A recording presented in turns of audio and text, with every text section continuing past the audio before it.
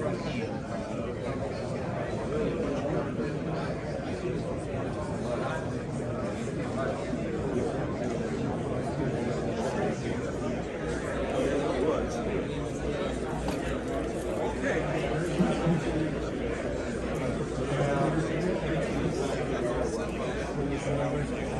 here this morning, this is going to be, if not the best, one of the best FDIMs that we have ever had. And the numbers that we have are a reflection of this. Yes, we took a hit after COVID. This room was not nearly as full as it is today in the past couple of years, but we are definitely on the rebound. And it's good to see that. And the mother said, well, that's nice, but where are you going to get the thousands of dollars it takes to get the radio? And the public perception is that this is a hobby for rich people. I have this much working. And you can see up here is the country, the bearing, and the distance. It shouldn't cost more than $10 if we do need to buy something. It's quite likely when you make a project that you'll not have everything that you need on hand. You might need to buy something. And it's a huge amount of stuff that is packed into that tiny box. DSP, embedded STR, it's got the USB sound card built in, CAT control for transceivers with computer, SWR bridge power meter, and it's the first birthday of it today, because it was here 1 year ago, which I announced the QMX launch. Since then, we've sold about 4,500 of these QMX kits. And QMX Plus is a QMX, but in the old QCX Plus style enclosure. So it's a more desktop-orientated enclosure with the front panel that will be suitable for sitting on a shelf on a bench. And it's basically the same radio as a QMX, but with a few additions and with a much larger format, which makes it easier to build, and there's plenty of space inside to make modifications.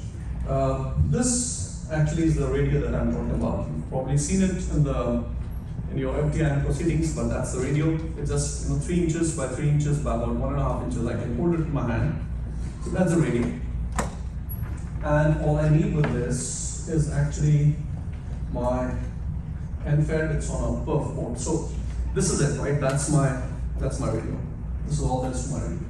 There's actually another part of the radio that I'm not showing you, which is my phone, but we'll come to that. And in this case, what I do is I can keep this in my bag, in the back, and all I need to have on my hand is just this to operate the radio. In other words, if I'm transmitting 5 watts and you're sitting next to me transmitting 100 watts, the person on the other end that can hear us both is not saying, oh man, that station sounds like it's 20 times louder than this other one. Or that 5-watt signal sounds like it's 20 or 5% as loud as the other. It doesn't work that way, it just doesn't.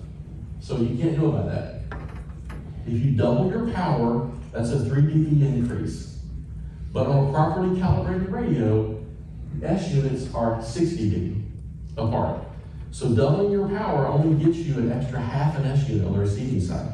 And people cannot hear the difference on a half an S unit. For QRP, what you need to say, I'm sorry, I didn't realize you were a man with a short one. But you've got to say it with compassion and understanding and care. To me, going and hiking out, for 2-3 hours to a site that feels super remote to me, and then hopping on the air and here's this community of awesome people that I'm connecting with, because to my radio, I'm not that remote. And I have to keep remembering that. I think it's really amazing, and I think it's something to be appreciated when you go out. And really the key with QRP that I think a lot of people that say life's too short for QRP is that they don't realize how portable being QRP makes everything. So KH1 is, I've probably said this about several other rigs in the past, but honestly, the KH1 really is a radio I've been trying to design since I was 14. I really wanted to get out of the house. I did Boy Scouts, I went camping, I went hiking, and just the thrill of being out in nature has always been kind of fundamental to my idea of ham radio. You guys will recognize this quote, hopefully. If there is a place and you can get to it, you must operate from it. Well, the radio didn't work. The receiver did not work initially. And I'm sitting here in grade school now. This is before I even went to high school. And I didn't know how to test anything. I didn't have a voltmeter. I had nothing. But I did know that you could test a 9-volt battery by sticking it on your tongue. And if you got a little bit of a tingle, that it was good. Well, being dumb and stupid, now I'm old and stupid, I took that 45-volt battery and I locked it on my tongue.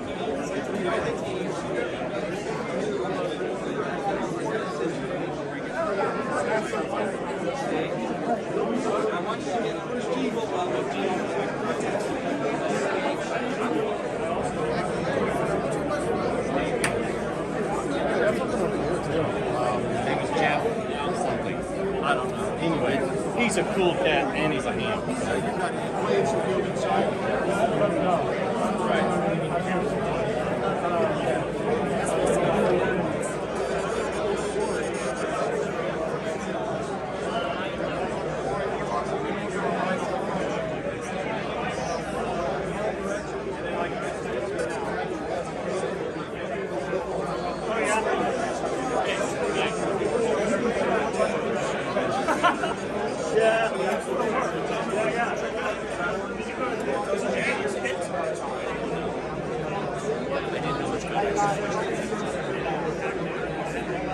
Shane, actually,